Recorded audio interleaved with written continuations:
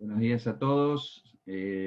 Bueno, si por ahí esperamos un par de minutitos que se nos sume alguien más a la charla, a la reunión.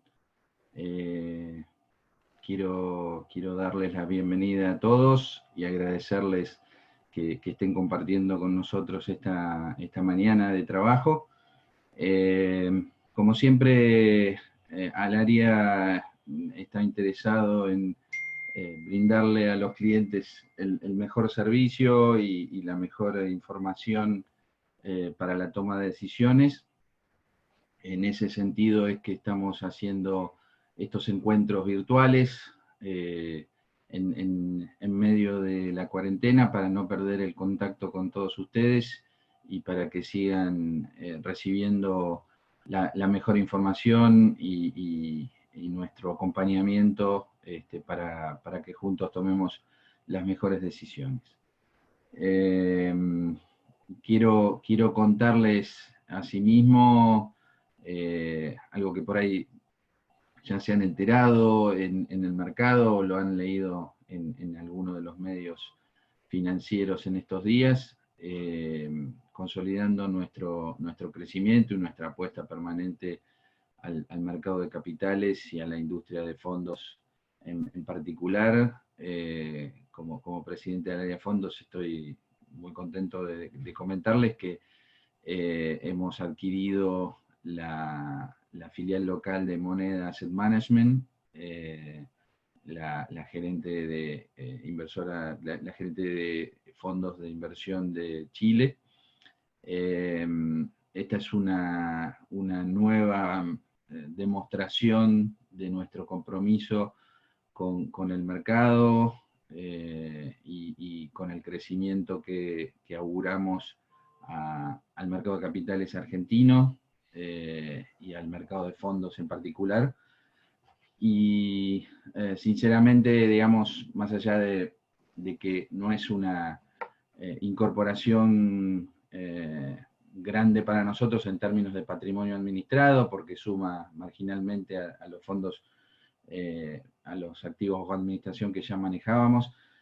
Creemos que sí es una demostración, como decía, de nuestro proceso de crecimiento continuo, de incorporación de nuevos recursos y de tratar de aprovechar sinergias y acuerdos de complementación con otros actores del mercado. Vamos a obtener un contrato de advisory con Moneda para que siga administrando el fondo LATAM, del cual ellos tienen un expertise bastante profundo en el pick-up de activos regionales. Así que estamos muy contentos de anunciar esta adquisición y de seguir haciendo crecer el negocio de todo el grupo Alaria, que ustedes también conocen.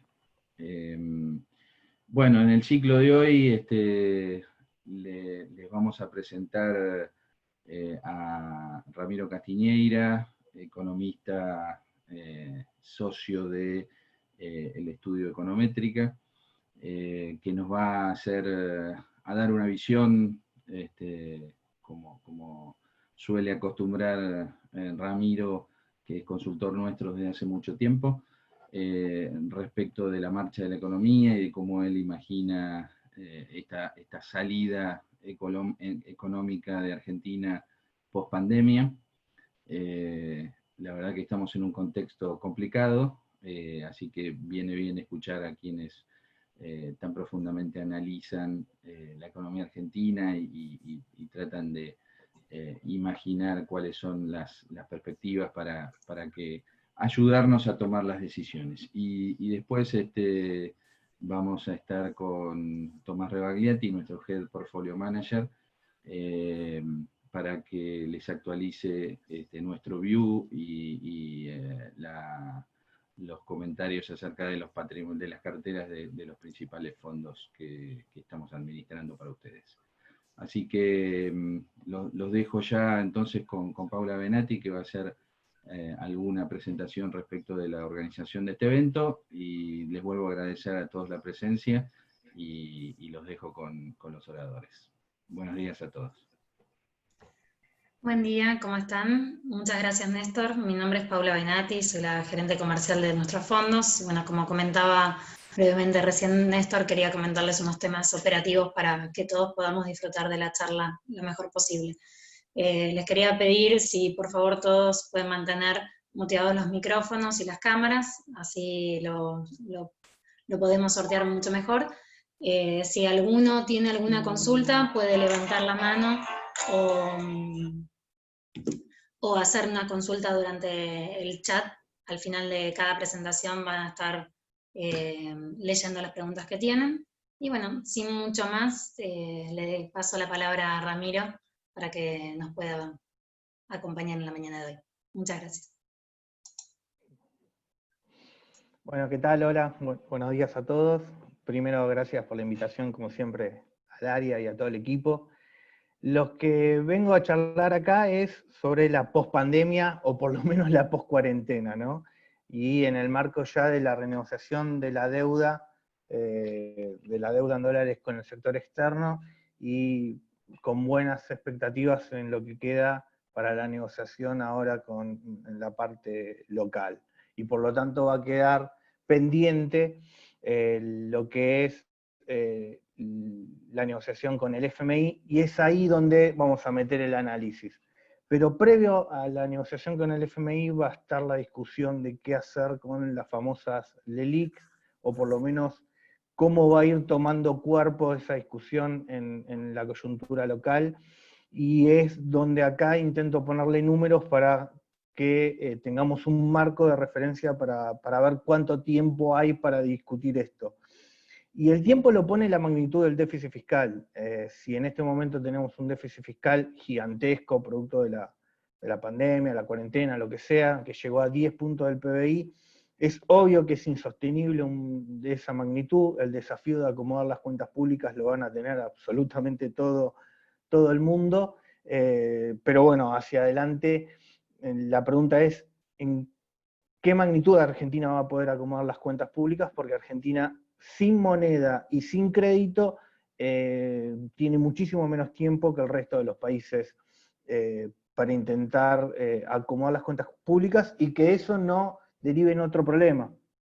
El resto de los países no van a tener problemas o riesgos inflacionarios, a lo sumo siguen tomando más deuda, pero Argentina difícilmente todo lo que logró con la negociación de la deuda va a ser no pagar lo que debe, pero difícilmente logre tomar nueva deuda, por lo menos en términos netos, y en consecuencia solo le queda el financiamiento monetario.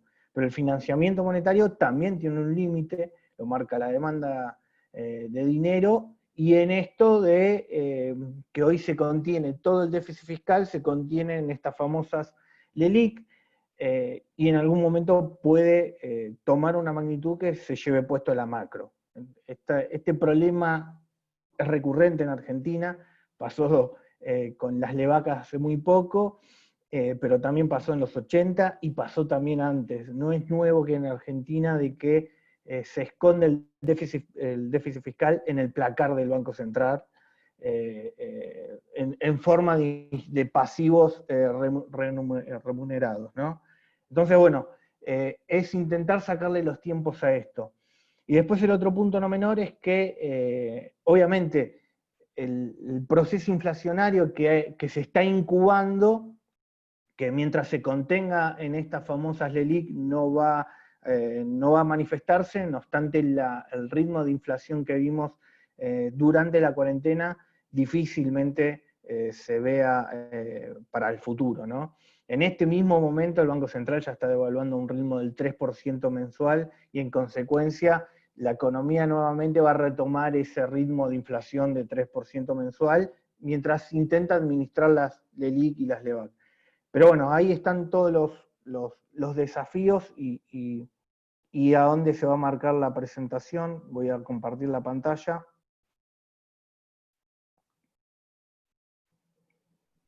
Me dicen si la están viendo.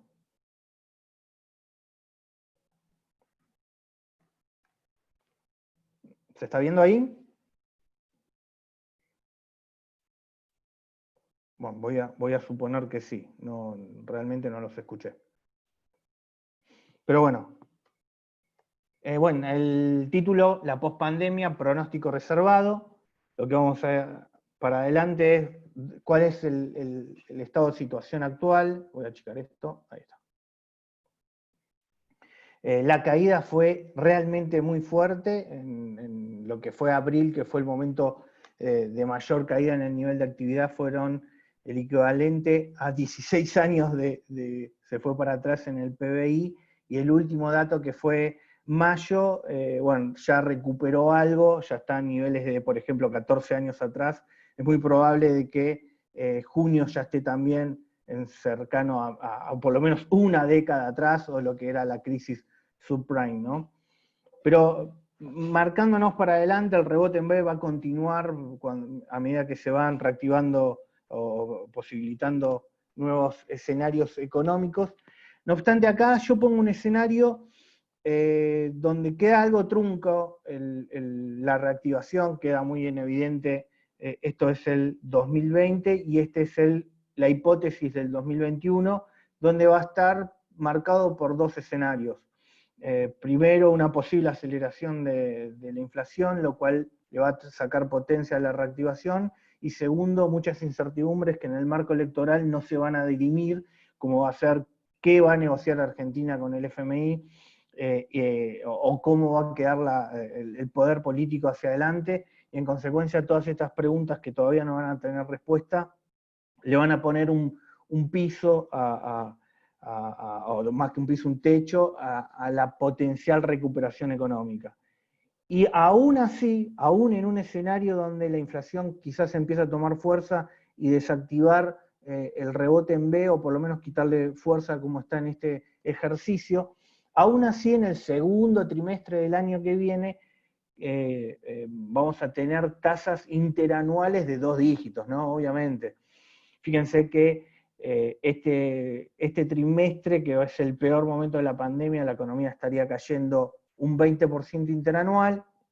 El tercer trimestre ya mejorando la situación. Ya para el último trimestre la caída sería del 10% interanual. Aún así es muy grande la caída, es de 2 dígitos todavía. Pero bueno, por ejemplo, ya en el segundo trimestre, en un escenario que ya, como ven, no es claramente optimista, porque se pueden hacer escenarios donde el rebote sea claramente en B, y no es este el escenario que estamos trabajando en econométrica, por la aceleración inflacionaria que ahora va a venir en la presentación, va a quedar más claro. Aún así, va a haber en el segundo trimestre o en lo que queda del año tasas interanuales positivas, dando un promedio del crecimiento para el año que viene, o trabajando para el año que viene con un 4% de crecimiento.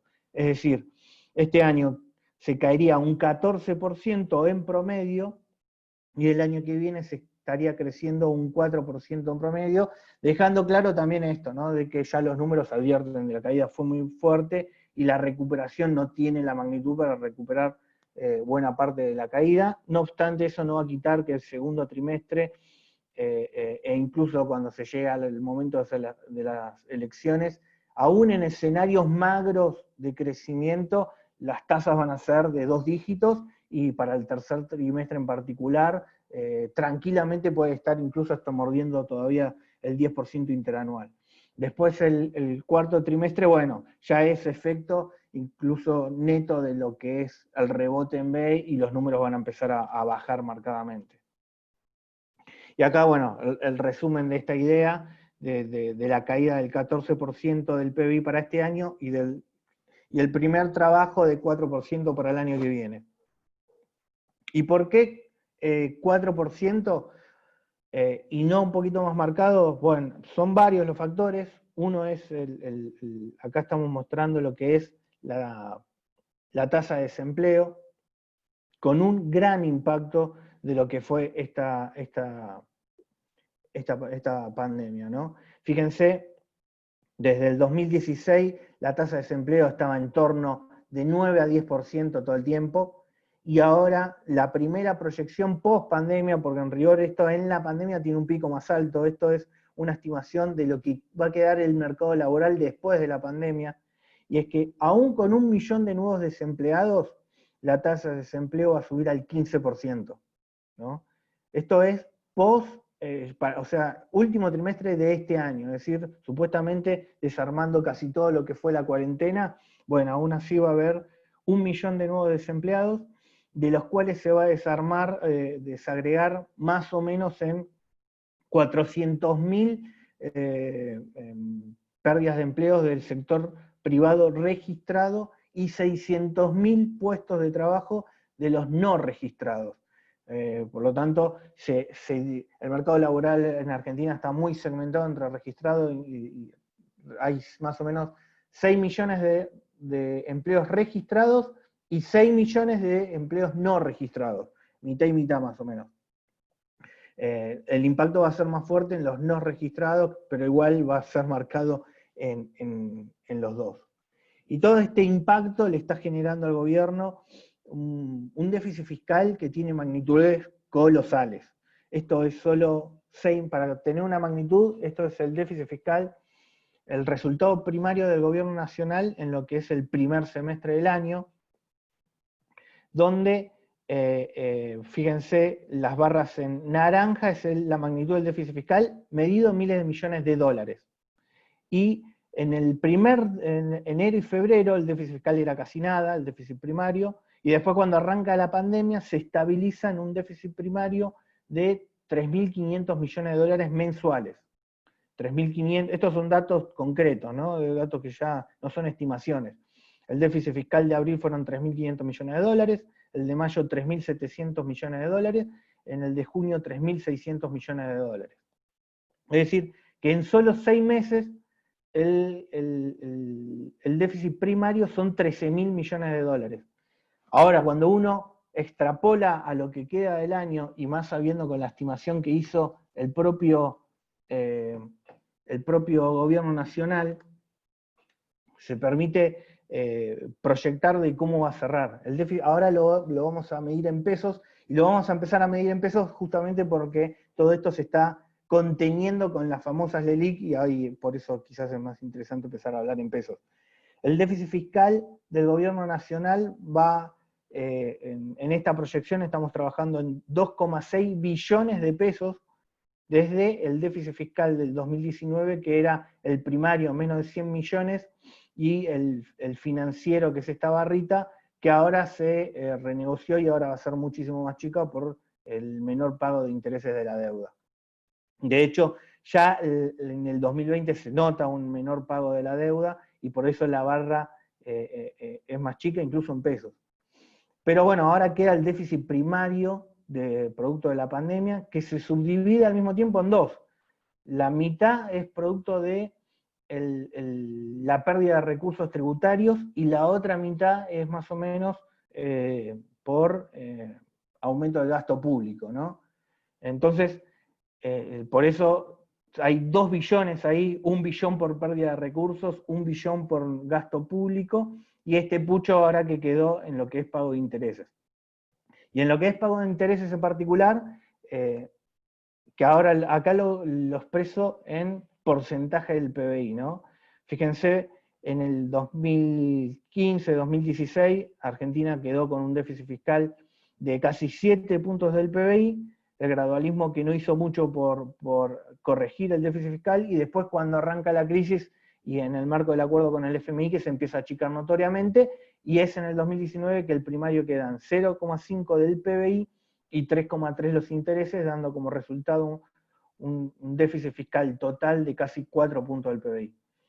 Esto con la crisis de la pandemia pasa de 0,5 del PBI a 8 puntos del PBI, y los intereses en el 2020, 1,7 del PBI, de los cuales casi no, un poquito más de 1 punto del PBI son organismos internacionales.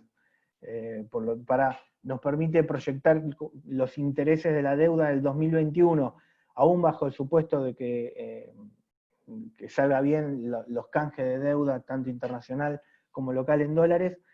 Bueno, va a quedar, se va a achicar a la mitad, o incluso un poquitito menos de la mitad, de 3,3 del PBI los intereses van a ir a 1,5 del PBI en el 2021.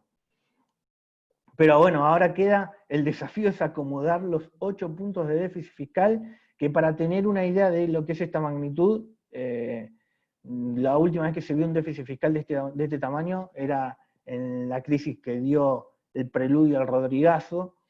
Ni siquiera en la hiperinflación se vio un déficit fiscal de este tamaño. Por lo tanto, muestra que el desafío para acomodar las cuentas públicas y rápido, no sé si va a estar en línea con los tiempos electorales, por lo menos no para que la dinámica de las LELIC no tome una magnitud que empiece a poner en duda la estabilidad de precios. Acá un gráfico rápido de lo que es cómo quedó el perfil de vencimientos de la deuda de legislación extranjera y bajo el supuesto también de la legislación argentina, ¿no? Que despeja todos los vencimientos. Como ven, esta era la línea, cómo iban a venir los pagos de la deuda del 2020 hasta el 2024, que iban a ser 14.000, siempre arriba de 10.000 millones, la necesidad de 10.000 millones de dólares, de hecho los primeros años 14.000 millones de dólares, y después del canje de la deuda, legislación extranjera y legislación argentina, de los dos de deuda en dólares, desaparece. Y lo único que queda por discutir son los pagos en pesos y el FMI. Y dentro del FMI, el primer vencimiento cae en un mes antes de las elecciones, y por un monto chico, 1.800 millones de dólares.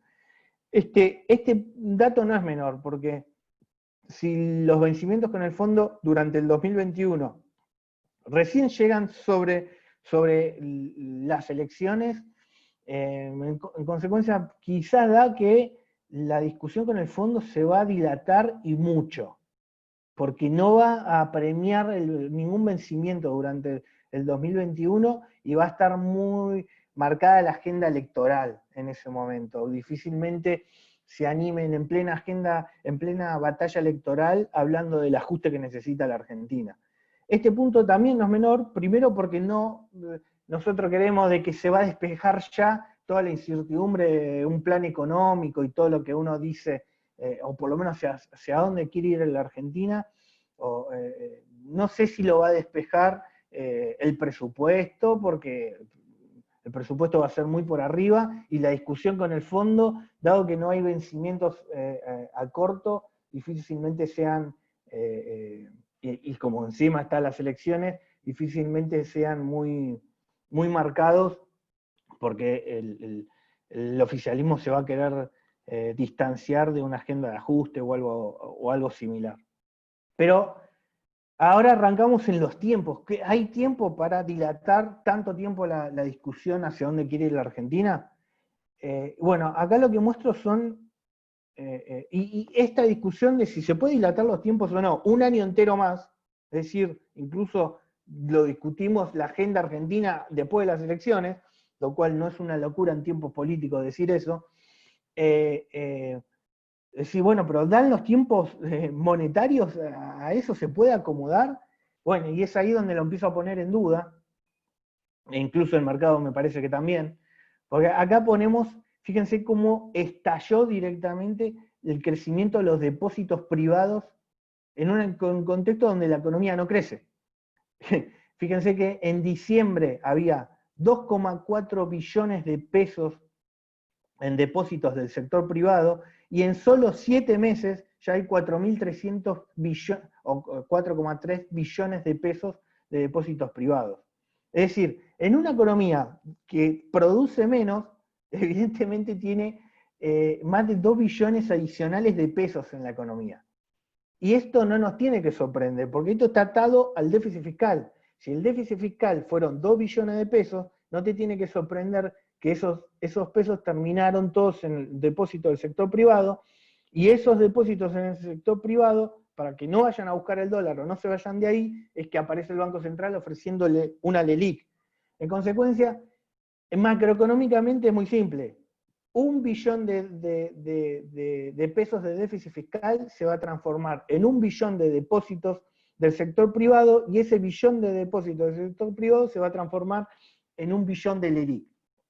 Bueno, ahora dupliquemos todo por 3 en vez de 1 billón, porque solo en 12 meses, en vez de hablar de 1 billón, vamos a hablar de 3 billones adicionales, sabiendo de que ya acá hay 2 billones. Entonces, este ritmo es muy acelerado. Esta explosión de pesos que hay en la economía, lejos de cortarse, va a acelerarse. Entonces, esta dinámica es la que va a empezar a asustar y le va a sacar los tiempos y va a chocar quizás con la agenda electoral. O por lo menos, donde evidentemente esto no va a cerrar sin desvelar a la Argentina hacia dónde quiere ir o dónde quiere acomodar las cuentas públicas. Y otro punto no menor. Supongamos que este año el déficit fiscal son 10 puntos del PBI, casi como estábamos viendo este gráfico. Si decimos, bueno, y el año que viene aún, nada más que yo les contaba de que acá hay una parte importante por pérdida de recursos tributarios y otra parte por aumento del gasto público. Supongamos que por la reactivación se permitan recuperar 2, 3 puntos de recaudación. Igualmente van a quedar, para ajustar de gasto público, 6 puntos de gasto público primario. Supongamos que por el año electoral no lo van a querer hacer. Entonces hay que financiar 6 puntos del PBI de déficit fiscal. Supongamos que entonces lo único que hay es maquinita. Entonces estamos diciendo que a la montaña del LELIQ, que ahora vamos a ver el stock que hay, yo le voy a querer agregar, solo porque quiero dilatar la agenda, 6 puntos de déficit primario más. Entonces vamos a darnos cuenta de que no dan los tiempos y no dan los números. Directamente no dan. El Banco Central, yo recién les decía que estamos guardando todos estos pesos en el placar del Banco Central. Bueno, en la idea del stock del ELIX. Bueno, así como toda cartera de crédito encuentra un límite, la cartera de crédito que tiene el Banco Central, utilizando las LELIC, porque no deja de ser crédito, también se va a acabar, porque el sector privado va a decir, esto no me lo vas a pagar, me lo vas a devaluar todo.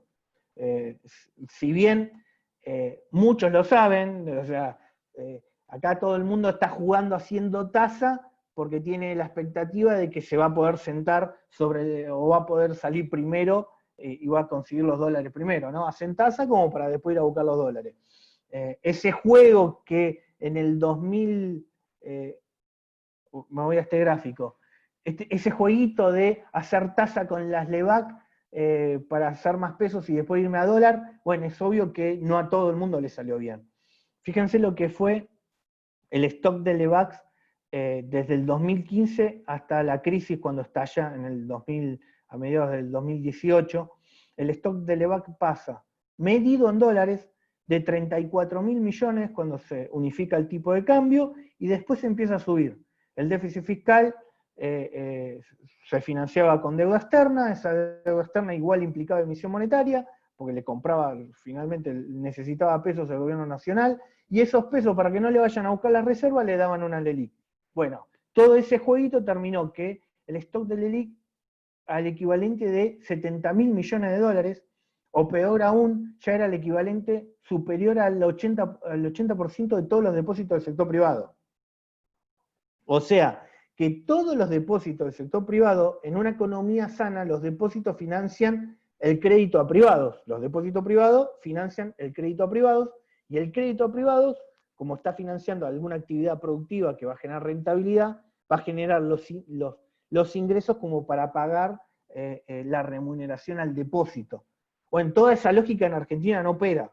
Acá la remuneración de los depósitos de este gráfico, la remuneración de los depósitos no nace por emprendimientos privados que generan una rentabilidad y que después se lo reparten entre accionistas y entre quienes financiaron el proyecto, en este caso el depositante. Esa no es la lógica en Argentina. La lógica en Argentina es, los depósitos financian directamente, uno se lo da al Banco Central, y el Banco Central no genera ninguna actividad productiva. Lo único que hace es emitir papel. Entonces, esto pone en evidencia de que esto va al choque, porque el Banco Central, como no genera nada rentable, lo único que genera es papel, todos estos papeles que estamos generando además, no tienen detrás nada real, tangible como para poder pagarlo, entonces la pregunta es, o lo mantiene siempre en deuda, o si lo quiere pagar va a tener que devaluar la moneda, porque no generó nada, no hay nada atrás de esto. Todos estos 2 billones de pesos que está creciendo a una tasa del 38% en este momento, que es lo que rinden las LEVAC, el Banco Central no genera ningún emprendimiento productivo para pagar eso. La única manera que lo puede pagar es devaluando. Si bien vende la promesa de señoriaje, esto es muy de economista, pero bueno, si bien vende la promesa de que despreocupate, todos estos pesos, en algún momento me lo va a demandar el sector privado por crecimiento de la economía, y en consecuencias es ahí cuando yo te doy esos pesos y por lo tanto no va a ser inflacionario. La realidad, o por lo menos lo que sucedió en esta experiencia, la de las LELIQ, cuando te prometía señoriaje, lo único que te dio fue impuesto inflacionario. Entonces, o devaluación, ¿no? Para decirlo más simple. Es decir, toda la deuda la terminó devaluando. Y de 70.000 millones de dólares de LEVAC pasó a 17.000 millones de dólares de LEVAC. Después, bueno, fíjense, hasta fines de año el stock de LEVAC seguía ahí en el equivalente a 16.000 millones de dólares, y acá, ahora, en solo 6 meses, fíjense cómo el stock de LEVAC pasó de 16.000 millones de dólares a casi 36.000 millones de dólares. Es decir, estamos hablando de 20.000 millones de dólares adicionales. O sea, para que vean el ritmo que empezó nuevamente a crecer esto. ¿Qué hay de fondo? Es lo que les decía. Los 2 billones de pesos de déficit fiscal que terminan en depósitos del sector privado, y para que no se vayan a dólar, terminan en LELIQ.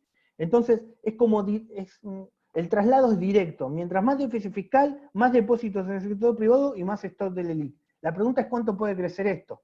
Bueno, nosotros sabemos que directamente por acá el simple pasado uno se da cuenta que el stock de LELIQ llegó a 70.000 millones de dólares. Actualmente ya aumentó en casi la misma magnitud del déficit fiscal. Fíjense, cuando yo les decía cuánto era el déficit fiscal primario, en solo 6 meses 13.000 millones de dólares. Acá aumentó un poquito más de 13.000 millones de dólares porque me faltan lo que es el financiero. Si sumo el financiero y sumo los intereses de las propias LELIQ, entonces se entiende muy bien que esto aumenta por el ritmo del déficit fiscal más los intereses que uno intenta pagar o los intereses que le gana la devaluación, ¿no? Entonces empieza a crecer el stock.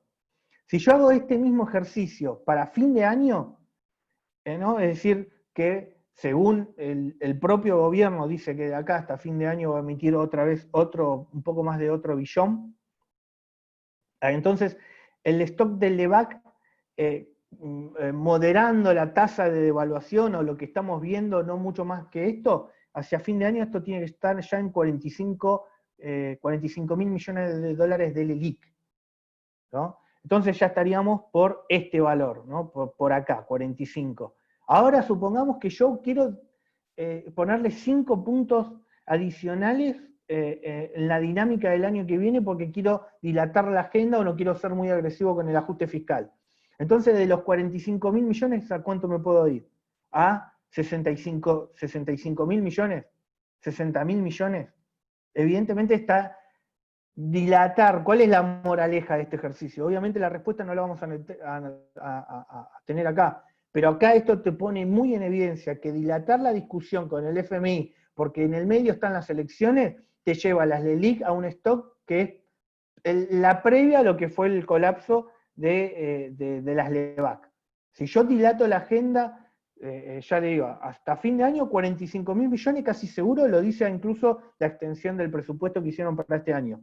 Y en breve nos van a decir que el déficit fiscal va a bajar de 10 puntos del PBI a 5 puntos del PBI, todo financiado con emisión monetaria, porque no creo que consigan otra manera de financiarlo.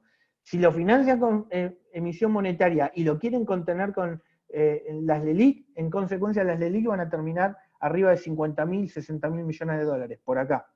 La pregunta es, obviamente no necesariamente una vez que toca una X magnitud, viene el desarme, y por lo menos no en esta magnitud, porque acá era también preludio a que Argentina iba a una renegociación de la deuda, y acá no la vamos a tener, porque como bien vimos, los vencimientos se despejan claramente para los próximos 3 años, por lo tanto Argentina dentro de 3, 4 años, hasta por lo menos 3, 4 años no va a tener discusión de si va a haber default o no, pero por el simple hecho de que no hay nada para pagar. Nada más que por eso, porque si hubiese algo para pagar lo pondríamos en duda a ver si Argentina lo pudiese pagar. Entonces la única discusión va a ser hasta qué magnitud va a alcanzar este jueguito de las LELIQ. Y ahora me voy nuevamente a esto de los depósitos privados que les mostraba que estaba acelerándose en plena pandemia, y en el segundo semestre de lo que queda del año esto se va a seguir acelerando, y el año que viene, en la primera parte, todavía se va a acelerar más. Y acá les muestro, bueno, que todos estos pesos que se están generando en algún momento van a querer empezar a correrle al Banco Central contra las reservas. De hecho, mismo en este momento, el Banco Central dejó de comprar reservas. Acá tengo la intervención del Banco Central. En julio, las compras y ventas, que son las barras, vendió 600 millones de dólares el Banco Central. Es decir, el Banco Central en este momento dejó ya de comprar dólares. Está bien que es plena pandemia, de que hay muchas cuestiones de que no se pueden anualizar y hay que contextualizar también, pero sí llama la atención de que con un saldo comercial tan importante no pueda comprar. Dentro de esto, ¿por qué es? El saldo comercial es importante, estamos hablando de 1.000 a 1.500 millones de dólares, pero como 600, 700 millones se están yendo por el dólar ahorro, y después también hay mucha cancelación de créditos en dólares del sector privado. Entonces, mitad porque se va por el dólar ahorro, y mitad porque muchos se están adelantando, cancelando créditos en dólares. La realidad es que el Banco Central no puede, no solo no compra directamente, hasta incluso vende. Y por eso tiene las reservas estabilizadas, como muestra este gráfico, ¿no? Esto es, la pandemia es nada más que esto. Pero haciendo foco y haciendo lo que es las reservas brutas y netas, fíjense que no es menor cuánto queda de reservas. Las reservas brutas son 43.300 millones de dólares, pero las reservas netas, si yo le saco los 2 grandes conceptos, o 3 grandes conceptos que tienen las reservas, son 3. Uno es el swap chino, por el equivalente a casi a 20.000 millones de dólares a precio de hoy. Eso es pura contabilidad. Es un activo contingente. Así como el bono PBI es un pasivo contingente que no se suma en la deuda, bueno, esto es un activo contingente, es un crédito que podría tomar Argentina que no toma, y no obstante infla las reservas del Banco Central. Entonces, si yo le saco esos 20.000 millones de dólares, también le saco los encajes del sector privado, es decir, los depósitos del sector privado que están en el Banco Central, que son más de 10.000 millones de dólares, y si por último le saco los DEX del FMI y el oro, por una cuestión de que el oro no es fácil de vender, el oro físico, entonces me quedan 3.700 millones de dólares nada más. Es decir, y la post-pandemia es esto. Por eso quizás se empieza ya a hablar de que si esto no cambia de dinámica, más restricciones en el mercado cambiario o en el dólar ahorrista, o que el dólar ahorrista no le vayan a buscar ni siquiera esos 200 dólares mensuales, justamente porque todavía no se estabilizó la pérdida de reservas. Y esta magnitud tampoco permite, es otra gran llamada de atención hacia futuro, en el sentido de que no dan los tiempos para dilatar la agenda de qué quiere hacer la Argentina de su economía, porque hay tiempos electorales. No dan los tiempos, no da la dinámica de los pesos, y como se pone acá en evidencia, no da el stock de reservas para hacerse el guapo. Entonces, la discusión de cómo se va a dirimir este punto no es menor.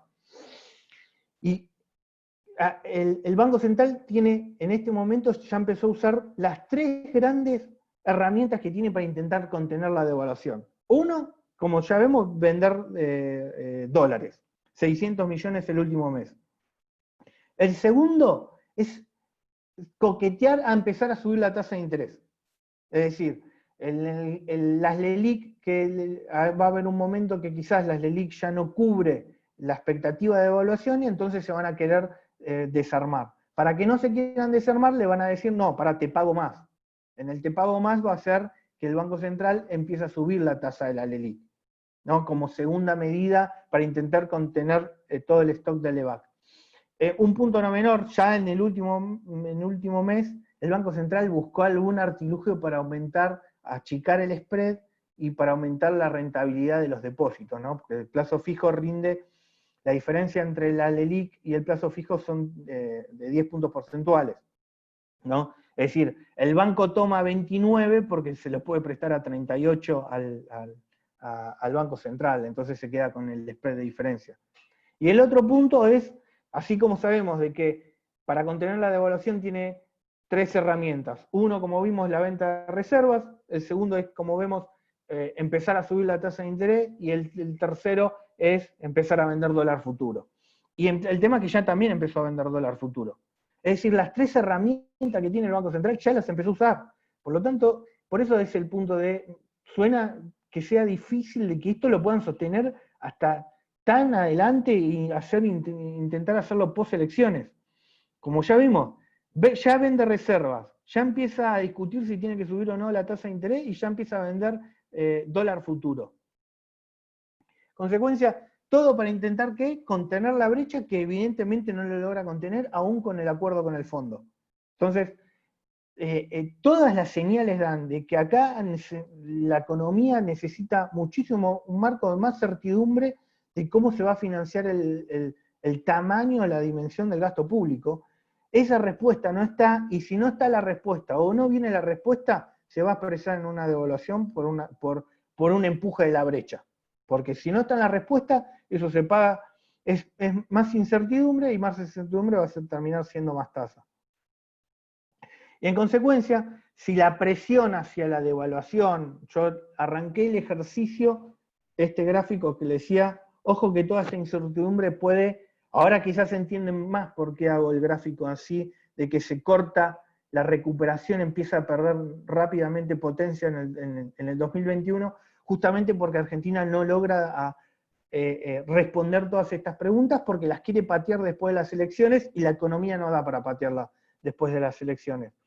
En eso, una aceleración de la devaluación para no perder reservas de las pocas que quedan, la aceleración de la devaluación va a llevar a una aceleración de la tasa de inflación, que todavía, y con este es el último gráfico, y es el primer escenario con que estamos trabajando de inflación, que 60% de inflación para el 2021 no es algo que todavía no son 3 dígitos, pero sí que Argentina, si el escenario base no sale bien, y si esto se desboca, Argentina nuevamente vuelve o sea, se encamina a 3 dígitos de inflación. Si Argentina no acomoda las cuentas públicas, y la única manera de financiar esto es con emisión monetaria, esto no se estabiliza monetariamente. Esto va a buscar a que todo esto se purgue con un cero más en la moneda y rápido. Obviamente, por ahora es incertidumbre, hay mucho para discutir, hay una agenda directamente macroeconómica para discutir con el FMI, de la cual no se sabe nada. Lo único que la pregunta va a ser que si se intenta patear hacia adelante, ponemos en duda de lo que se logre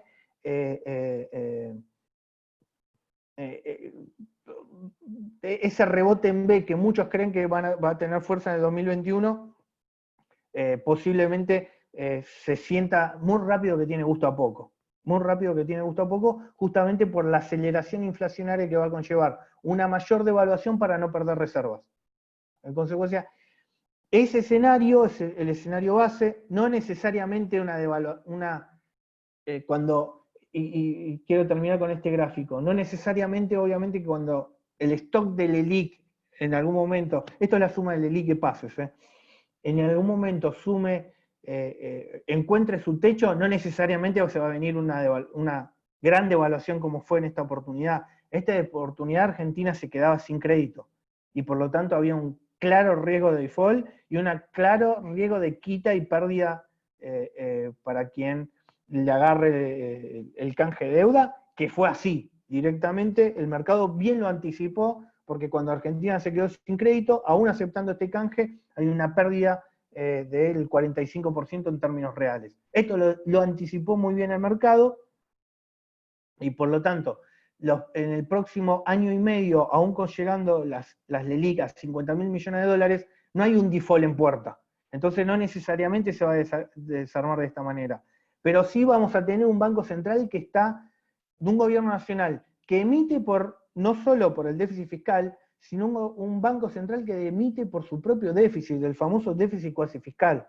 Entonces Argentina va a estar emitiendo para financiar al Estado y emitiendo para financiar el déficit cuasi fiscal, y en consecuencia generando tantos pesos que eso genera una presión y una nueva dinámica de aceleración de precios. Todo es para intentarle sacar los tiempos al 2021, a la coyuntura de lo que puede venir de acá a las elecciones, ¿no?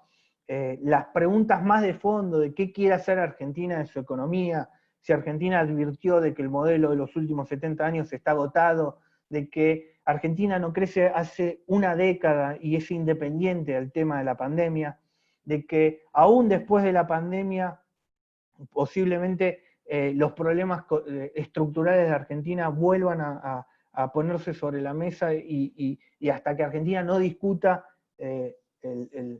que quizás está muy lanzada todavía en gasto público, no tiene ni manera de financiarlo, que es lo que estamos viendo en este gráfico, y en consecuencia son temas de agenda, de macroeconomía, que evidentemente no lo vamos a discutir como país el año que viene. La elección será nada más de otra categoría, posiblemente de menor categoría, no de modelo económico, sino directamente de coyuntura, de cómo sobrevivir de acá hasta las elecciones.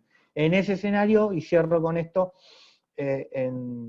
con tanta incertidumbre, la dinámica del rebote en B, con tantos pesos dando vuelta, no creo que tenga la potencia que muchos se creen de que va a tener la post-pandemia o la post-cuarentena. Con eso corto y abro a preguntas, si quieren. Gracias, Ramiro. Si querés te hago yo la primera pregunta y después dejamos que el público asistente también te haga las propias. A ver, entiendo tu análisis de la dinámica de la pospandemia, un poco pensando en que no se tomen grandes decisiones desde el punto de vista de la diagramación de un plan económico alternativo, como parece indicarlo en el discurso, por lo menos el gobierno. Pero mi sensación es que muchos economistas que integran el gobierno tienen bastante claro esto mismo que vos nos has presentado, y saben perfectamente que la dinámica nos llevaría a situaciones que son claramente insostenibles, como bien vos lo planteaste. Y yo tiendo a creer que el gobierno no se va a suicidar detrás de sostener, digamos, estos desequilibrios y no encontrar caminos alternativos. En ese sentido, por ahí lo que uno imagina es, a partir de la organización o reordenamiento, diría yo, de la curva de pesos que está haciendo el gobierno, uno imagina que el Tesoro pueda financiar en el mercado de capitales una parte del desequilibrio, y seguramente también tenemos que pensar que, más allá de que no tenemos un gobierno que probablemente esté dispuesto a hacer un ajuste fiscal de la manera tradicional que imaginamos un ajuste fiscal, también es cierto que en la dinámica futura, y condicionado obviamente a lo sanitario, que ninguno de nosotros está en condiciones de aventurar cuál va a ser la salida final de la pandemia, mucho del gasto público que se ha incrementado en este año, como consecuencia de la asistencia tanto a la producción como al consumo que ha hecho el gobierno, y que ha incrementado, como bien vos decías, en 5 o 6 puntos el déficit. Eso uno tendería a creer que es transitorio, con lo cual, por ambos caminos, yo creo que la dinámica fiscal debería plantearse en la cabeza del formador de expectativas y en el hacedor de política económica dentro del gobierno, en el sentido de ir consolidando un escenario fiscal más, no de equilibrio, obviamente, porque el equilibrio fiscal lo vamos a encontrar, si es que lo encontramos, dentro de unos cuantos años, pero sí de una tendencia de baja del déficit, y además a financiar una parte de ese déficit ya no con el Banco Central como único interviniente, sino también emitiendo títulos como lo está haciendo el Tesoro en estos días.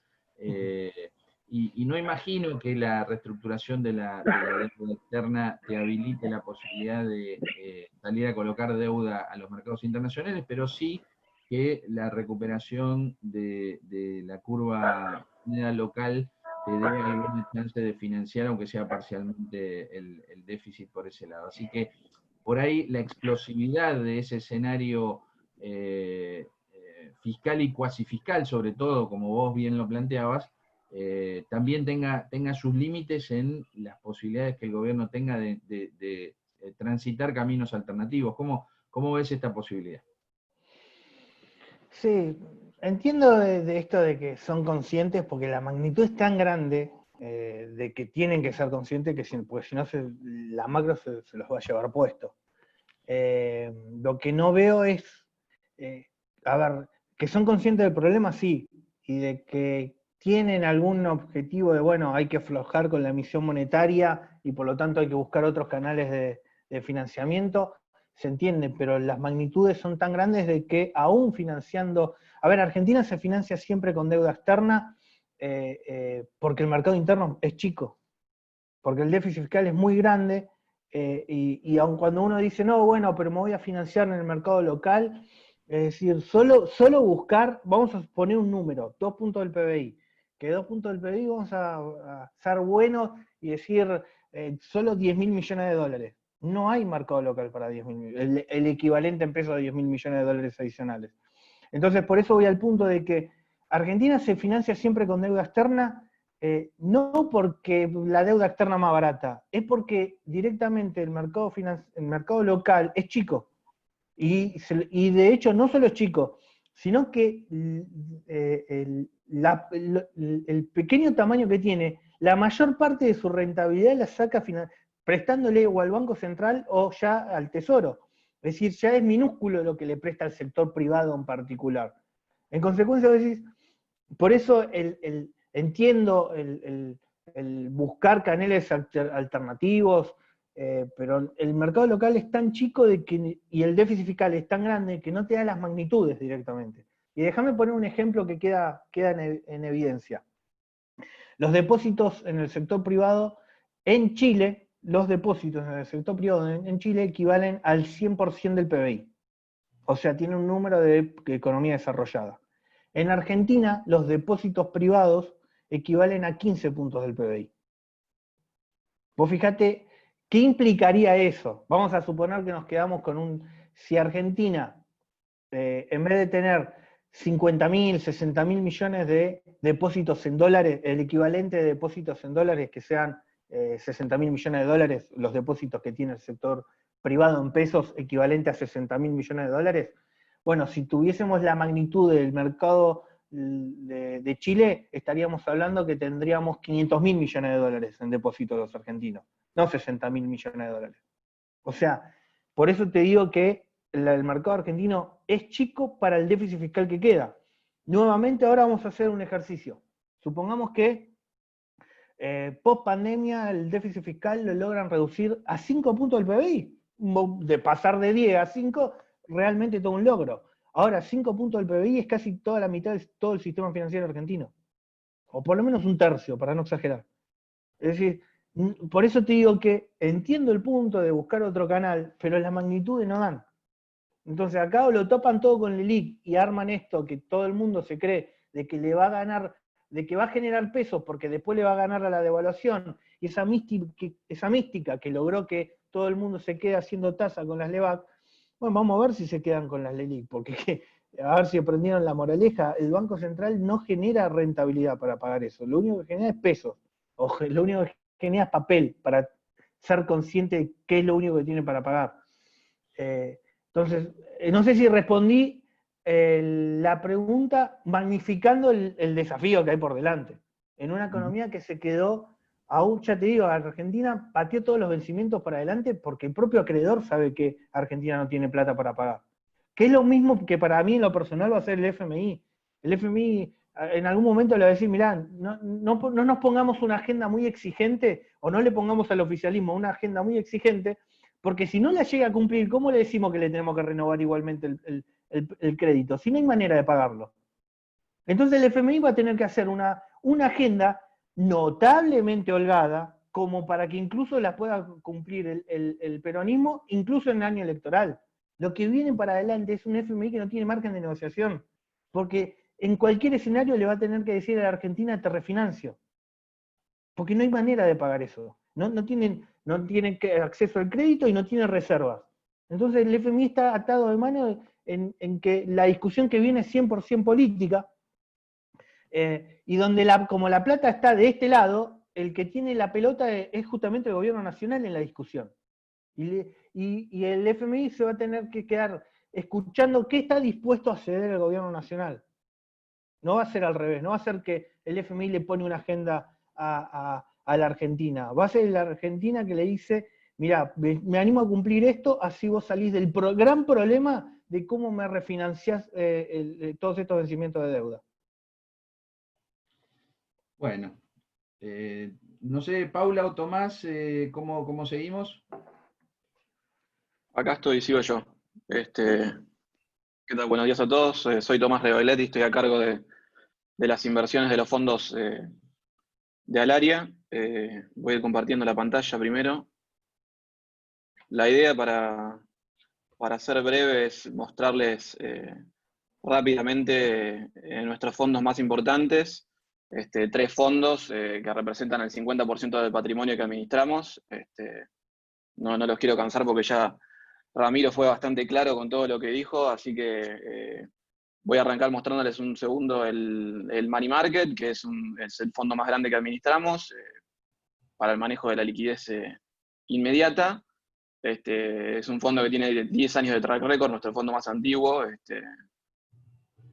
Tratamos de ser bastante activos en este fondo, haciendo pases, cauciones a un día, plazos fijos precancelables, plazos fijos.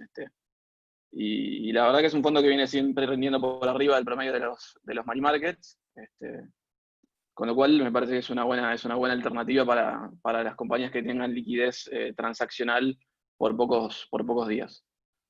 Siguiendo con otro de nuestros fondos más grandes, es el fondo de T+1, el Alaria Ahorro Plus. Es un fondo de casi 1.900 millones de patrimonio. Hace ya 3-4 meses decidimos bajarle la duration a la cartera y llevarla a una duration corta para bajarle la volatilidad y que sea un fondo que les sirva a ustedes para que compita contra la tasa del plazo fijo. Con la ventaja, lógicamente, de que tienen la liquidez en 24 horas cuando un plazo fijo tienen la plata por 30 días. Los últimos meses, sistemáticamente, el fondo le fue ganando a la tasa anualizada del plazo fijo. Y nada, o sea, el objetivo del fondo es seguir manteniendo la baja volatilidad, la corta duration, como verán, tiene 67 días de duration. Un fondo que está prácticamente todo invertido en letras del Tesoro a descuento. Hoy tenemos una licitación del Tesoro, siguiendo un poco en línea con lo que decía Ramiro previamente, en la que van a buscar alrededor de $1 billón. Si bien no llegan a cubrir todo el déficit fiscal, me parece que es importante que el Tesoro empiece a hacer emisiones grandes y que absorba todos los pesos sobrantes para que sea una el mercado local una fuente de financiamiento de este déficit fiscal que mostró Ramiro, que es muy grande. Me parece que el Tesoro tiene que empezar a emitir cada vez más y tomar todo. O sea, quizás eso lo lleve en cierto punto a subir la tasa, sea la tasa de descuento de las letras cortas a tasa fija, o la tasa real de los bonos SER que va a ir emitiendo en cada licitación. Es decir, en ese sentido, la estrategia que me parece óptima es mantener una duration corta, porque si la tasa tiende a subir, o sea, la mejor forma de estar protegido es estando en duration corta, tanto en letras del Tesoro cortitas, o mismo dentro de la curva SER, ya con la gran compresión que tuvo la curva y lo que viene rindiendo un tramo medio largo de la curva SER que rinde 3-4% sobre SER, ya me parece que no se justifica estar en esos tramos, sino acortar la duration y quedarse en el tramo corto, justamente evitando un riesgo de que en algún momento el Tesoro quiera seguir absorbiendo pesos y siga subiendo la tasa real. Por último, les voy a mostrar, esperen que no me deja cambiar aquí está. Les voy a mostrar nuestro tercer fondo, que es la verdad que es el fondo del momento, es el fondo Dollar Link, un fondo que está por cumplir 3 meses y en solo 3 meses pasó de 0 patrimonio a casi 5.000 millones de pesos, es nuestro segundo fondo más grande. Nuestro objetivo acá es seguir la evolución del tipo de cambio oficial, ni más ni menos, o sea, y la verdad que venimos cumpliendo el objetivo muy bien, ya que en 60 días le ganamos a la devaluación del tipo de cambio oficial, en 30 días lo mismo. Es un fondo para estar, por lo menos les diría, una duration, el fondo tiene una duration de casi medio año.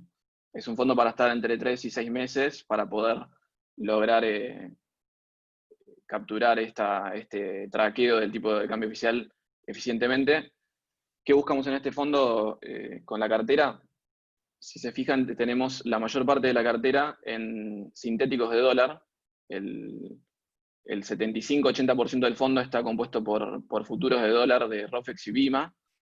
Y me parece que es la mejor estrategia para estar posicionados ante una aceleración quizás del tipo de cambio oficial o si, como comentaba Ramiro, en algún momento esto no aguanta más y tienen que hacer algún tipo de salto discreto. Bueno, en este caso, si hubiera un salto discreto del tipo de cambio, la mejor forma de capturarlo en este sentido es con los futuros de dólar con la duration corta, como verán que tenemos, de menos de un mes, ya que, o sea, si bien la tasa de estos sintéticos es negativa, porque te rinde de evaluación menos 5 o 6%, quizás ahora está más cerca de menos 5%, esto va a capturar mucho mejor un posible salto discreto que lo que sería una ON de una emisión primaria Dollar Link. ¿A qué me refiero con esto? Por ejemplo, si hubiera un salto discreto del tipo de cambio de 20%, una ON Dollar Link que en este momento está rindiendo en mercado secundario menos 1 o menos 2%, de evaluación menos 1 o menos 2%, esa ON Dollar Link post salto discreto, como pierde la demanda de la presión que tiene la devaluación implícita, esa ON Dollar Link pasa a rendir lo mismo que rinde una ON hard dollar de su mismo riesgo, con lo cual pasaría de rendir menos 1 o menos 2 a rendir quizás 7 u 8% en dólares. Esa suba de tasa ajustada por la duration de la ON da que una ON Dollar Link no capture la devaluación en casi 15 puntos. Mientras tanto, un sintético de dólar, si bien rinden devaluación menos 5 o menos 6, que es menos que lo que rinde una ON, si hubiera un salto discreto, solamente no va a capturar la devaluación en esos 5 puntos, con lo cual captura muchísimo mejor una devaluación, un sintético de dólar, con el beneficio encima de que se desarmarían muchísimo más rápido ante eventuales rescates y salidas del fondo, porque ya el fondo perdería su atractivo, ¿no? Con lo cual, o sea, es un fondo que tiene alta liquidez, porque tenemos 80% de letras del Tesoro a descuento, y que me parece que captura muy bien las dos cosas, una aceleración del tipo de cambio oficial o un eventual salto discreto si llegara a pasar que entramos en una dinámica que esto no aguanta más. La verdad que es el fondo del momento porque la dinámica del cepo nos lleva a esto de que se hacen sobrefacturación de importaciones y subfacturación de expos, con lo cual es muy difícil de desarmar, y la economía, me parece que con este nivel de cepo y restricciones cambiarias, tampoco puede crecer. Sin importaciones esta economía no crece, con lo cual el Banco Central va a tener que ir relajando los controles, y eso me parece, en mi opinión, que va a llevar en cierto punto a quizás una aceleración en algún punto del crawling peg, con lo cual me parece que es un gran fondo para estar posicionado, y nada, eso. Por mi parte no los quiero aburrir mucho más, así que eso es todo. Si tienen alguna consulta, yo les agradezco por estar todos presentes, y nada. Bueno, muchísimas gracias Tommy y Ramiro por la presentación, y queremos agradecer de parte del área a todos los que participaron como oyentes y nos acompañan día a día como clientes. Y les quiero dejar la invitación para otro webinar que vamos a estar realizando un poco más general. Mañana a las 17:45 horas es la presentación de lo que creemos el último escalón sobre la reestructuración de la deuda local y externa. Estarán como speakers Hans Humes, que es CEO de Greylock Capital, uno de los fondos tenedores de la deuda internacional; Emanuel Álvarez Agis, ex viceministro de Economía y director de PPQ Consultora; y Ernesto Tenenbaum, ¿sí?, reconocido periodista. Eso mañana, 17:45 horas, están todos invitados. Y como dijo Néstor al inicio de la presentación, estos ciclos que llevamos a cabo para los clientes, estaremos haciendo otros en adelante, y obviamente también recibirán la respectiva invitación. Pero bueno, quería agradecerles a todos nuevamente, y nos vemos mañana en el próximo webinar. Gracias Jordán, gracias Ramiro, gracias Tomás, gracias Paula, y gracias a todos ustedes por concurrir y por acompañarnos. Buenos días a todos. Hasta luego. Hasta luego, muchas gracias. Chao, muchas gracias.